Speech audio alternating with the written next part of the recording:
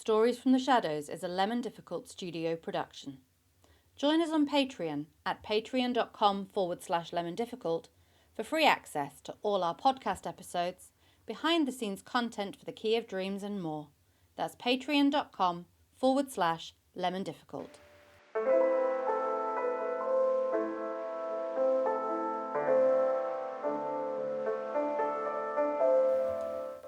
Welcome to Stories from the Shadows, a collection of weird tales of the mysterious and macabre, an offering from the team at Lemon Difficult Studio, featuring the cast of our live immersive show, The Key of Dreams Shadows Lengthen, and special guests. These stories are dark tales of misery and woe. Listener discretion is advised. Today we share the story The Room in the Tower by E F Benson. In this tale, as with The Key of Dreams, our narrator has a recurring dream which begins to cross over into the waking world with disturbing consequences. I'm Laura, lead writer and co-founder of Lemon Difficult Studio, and once more, today, I will be your reader. We cross now to Borderline Radio, broadcasting from a village very near to Treowen. Borderline Radio presents Stories from the Shadows, pleasing terrors for the discerning listener.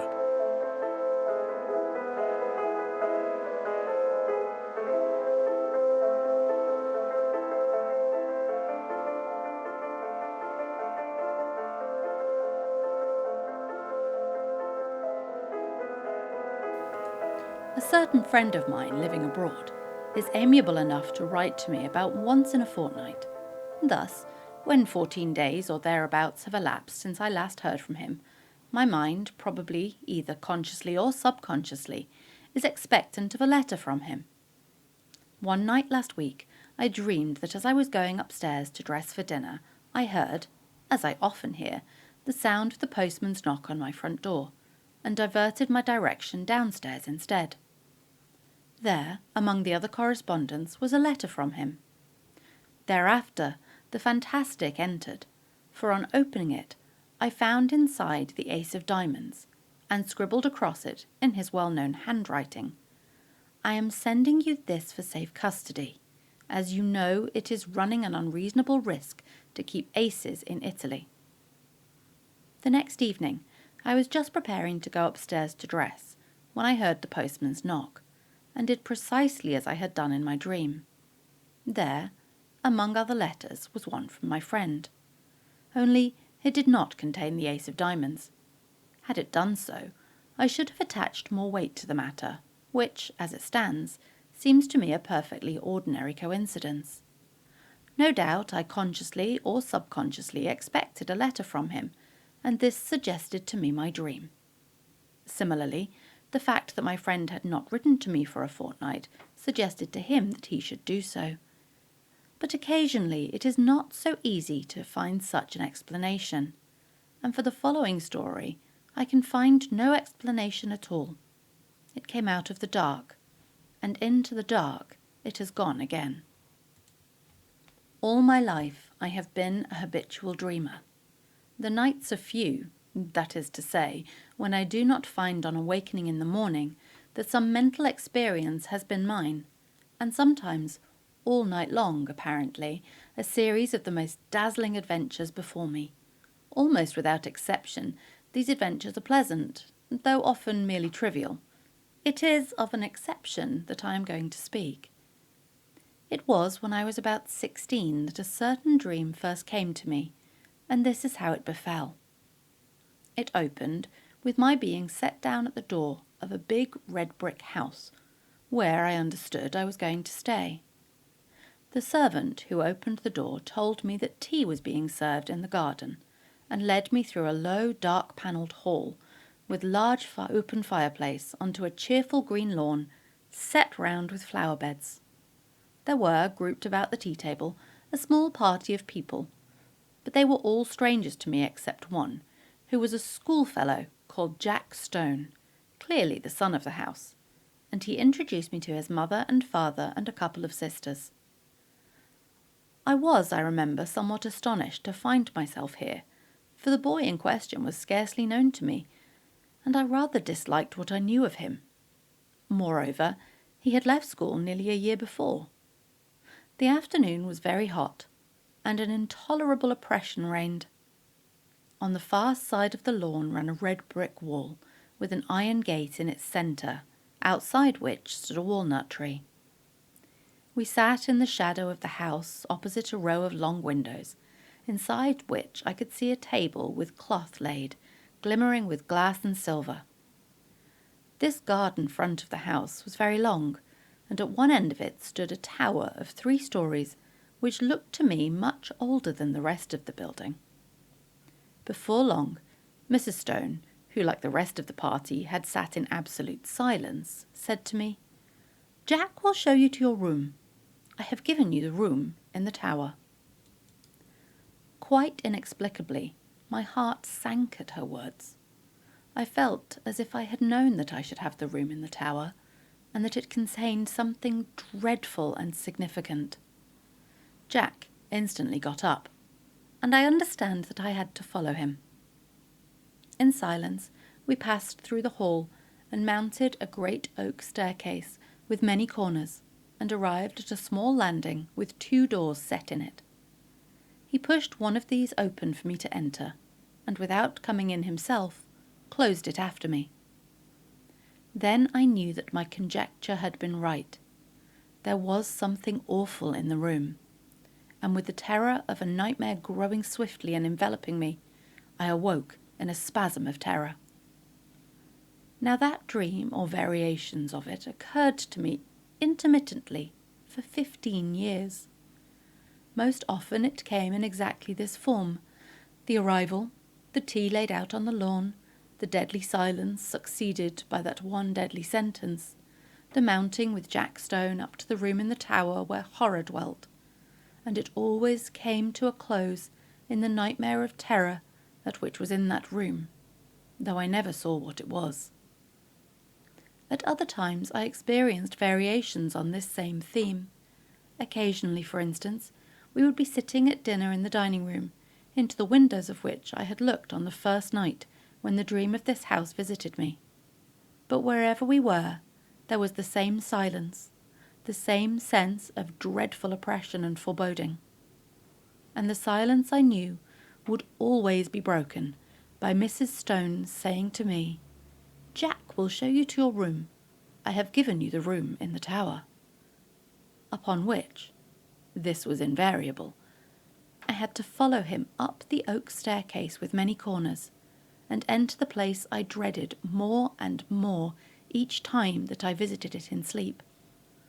Or again, I would find myself playing cards, still in silence, in a drawing-room lit with immense chandeliers that gave a blinding illumination. What the game was, I have no idea. What I remember, with a sense of miserable anticipation, was that soon Mrs. Stone would get up and say to me, "Jack will show you to your room. I have given you the room in the tower." This drawing-room where we played cards was next to the dining-room, and, as I have said, was always brilliantly illuminated, where the rest of the house was full of dusk and shadows. And yet, how often, in spite of those bouquets of light, I have not pored over the cards that were dealt me, scarcely able for some reason to see them. Their designs, too, were strange. There were no red suits, but all were black, and among them there were certain cards which were black all over. I hated and dreaded those. As this dream continued to recur, I got to know the greater part of the house. There was a smoking room beyond the drawing-room, at the end of the passage with a green baize door. It was always very dark there, and as often as I went there I passed somebody whom I could not see in the doorway coming out. Curious developments, too, took place in the characters that peopled the dream, as might happen to living persons. Mrs. Stone, for instance, who when I first saw her had been black-haired, became grey, and instead of rising briskly, as she had done when she had first said, "Jack will show you to your room. I have given you the room in the tower," got up very feebly, as if the strength was leaving her limbs. Jack also grew up and became a rather ill-looking young man with a brown moustache, while one of the sisters ceased to appear, and I understood she was married. Then it so happened that I was not visited by this dream for 6 months or more, and I began to hope, in such inexplicable dread did I hold it, that it had passed away for good. But one night, after this interval, I again found myself being shown out on the lawn for tea, and Mrs. Stone was not there, while the others were all dressed in black. At once I guessed the reason, and my heart leaped at the thought that perhaps this time I should not have to sleep in the room in the tower. And though we usually all sat in silence, on this occasion the sense of relief made me talk and laugh as I had never yet done. But even then, the matters were not altogether comfortable, for no one else spoke, but they all looked secretly at each other, and soon the foolish stream of my talk ran dry, and gradually an apprehension worse than anything I had previously known gained on me as the light slowly faded. Suddenly, a voice which I knew well broke the stillness, the voice of Mrs. Stone, saying, "Jack will show you to your room. I have given you the room in the tower." It seemed to come from near the gate in the red brick wall that bounded the lawn, and looking up, I saw that the grass outside was sown thick with gravestones. A curious greyish light shone from them, and I could read the lettering on the grave nearest me, and it was, "In evil memory of Julia Stone." And, as usual, Jack got up, and again I followed him through the hall and up the staircase with many corners.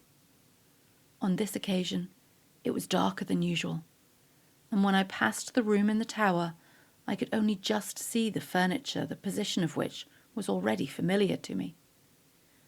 Also, there was a dreadful odour of decay in the room, and I woke screaming. The dream, with such variations and developments as I have mentioned, went on at intervals for 15 years. Sometimes I would dream it 2 or 3 nights in succession. Once, as I have said, there was an intermission of 6 months, but, taking a reasonable average, I should say that I dreamed it quite as often as once a month. It had, as is plain, something of nightmare about it, since it always ended in the same appalling terror, which, so far from getting less, seemed to me to gather fresh fear every time that I experienced it. There was, too, a strange and dreadful consistency about it. The characters in it, as I have mentioned, got regularly older. Death and marriage visited this silent family, and I never in the dream, after Mrs. Stone had died, set eyes on her again. But it was always her voice that told me that the room in the tower was prepared for me, and whether we had tea out on the lawn, or the scene was laid in one of the rooms overlooking it, I could always see her gravestone standing just outside the iron gate. It was the same too with the married daughter. Usually she was not present, but once or twice she returned again, in company with a man whom I took to be her husband. He too, like the rest of them, was always silent, but owing to the constant repetition of the dream, I had ceased to attach, in my waking hours, any significance to it. I never met Jack Stone again during all those years, nor did I ever see a house that resembled this dark house of my dream. And then something happened. I had been in London this year, up till the end of July, and during the first week in August went down to stay with a friend in a house he had taken for the summer months in the Ashdown Forest district of Sussex. I left London early, for John Clinton was to meet me at Forest Row Station, and we were going to spend the day golfing and go to his house in the evening. He had his motor with him, and we set off about 5 of the afternoon, after a thoroughly delightful day, for the drive, the distance being some 10 miles. As it was still so early, we did not have tea at the clubhouse, but waited till we should get home. As we drove, the weather, which up till then had been, though hot, deliciously fresh, seemed to me to alter in quality and become very stagnant and oppressive, and I felt that indefinable sense of ominous oppression that I am accustomed to before thunder. John, however, did not share my views, attributing my loss of lightness to the fact that I had lost both my matches. Events proved, however, that I was right, though I do not think that the thunderstorm broke that night was the sole cause of my depression. Our way lay through deep, high-banked lanes, and before we had gone very far, I fell asleep, and was only awakened by the stopping of the motor. And with a sudden thrill, partly of fear, but chiefly of curiosity, I found myself standing in the doorway of my house of dream. We went, I, half wondering whether or not I was dreaming still, through a low oak-panelled hall, and out onto the lawn, where tea was laid in the shadow of the house. It was set in flower beds. A red brick wall with a gate in it bounded one side, and out beyond that was a space of rough grass with a walnut tree. The facade of the house was very long, and at one end stood a 3-storied tower, markedly older than the rest. Here, for the moment, all resemblance to the repeated dream ceased. There was no silent and somehow terrible family, but a large assembly of exceedingly cheerful persons, all of whom were known to me, and in spite of the horror which the dream itself had always filled me, I felt nothing of it now that the scene of it was thus reproduced before me. But I felt the intensest curiosity as to what was going to happen.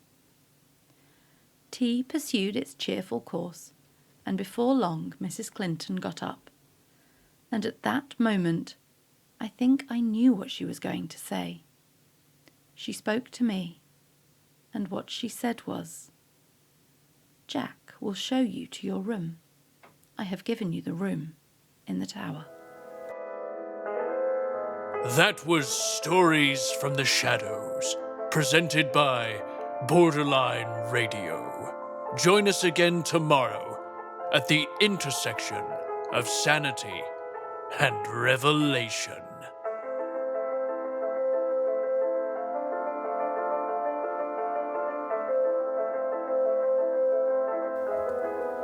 Thank you for listening to Stories from the Shadows, an audio production from Lemon Difficult Studio. If you enjoyed today's story, be sure to follow us on socials and join our Patreon at patreon.com/lemondifficult for exclusive rewards.